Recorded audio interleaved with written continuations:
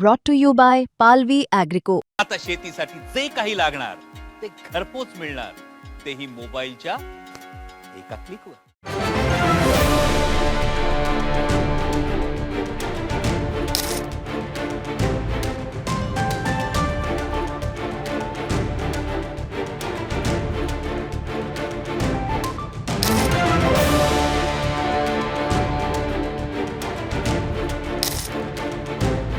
राष्ट्रवादी काँग्रेसच्या मासिकामधून शरद पवारांच्या राष्ट्रवादीचे प्रदेशाध्यक्ष शशिकांत शिंदेंनी नवा गौप्यस्फोट केलाय।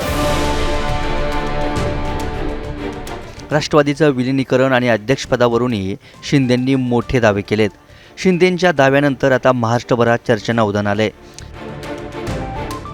शशिकांत शिंदेंनी राष्ट्रवादीच्या मासिकामधून नेमकं काय म्हटलंय ते पाहूयात। 12 फेब्रुवारीला दोन्ही राष्ट्रवादीचे विलीनीकरण करण्याचा निर्णय माननीय पवार साहेबांच्या उपस्थितीत झाला होता।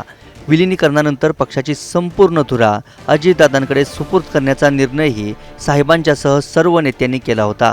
कार्यकर्त्यांची तर इच्छा आणि अपेक्षा होती, पण मध्येच काळाने झडप घातली आणि दादांचे दोन्ही पक्ष एकत्र करण्याचे स्वप्न अधुरे राहिले, असं शशिकांत शिंदेंनी मासिकातून म्हटलंय।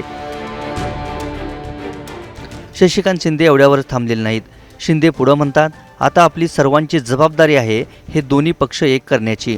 त्यासाठी प्रत्येकाने आपले मन मोठे करून प्रामाणिकपणे प्रयत्न करायला हवेत। राष्ट्रवादीचे विलीनीकरण घडवून आणून पक्ष पुन्हा मजबूतीने उभा करणे हीच अजितदादांना श्रद्धांजली ठरेल, अशा शब्दात शिंदेंनी त्यांचं मतही मांडलंय।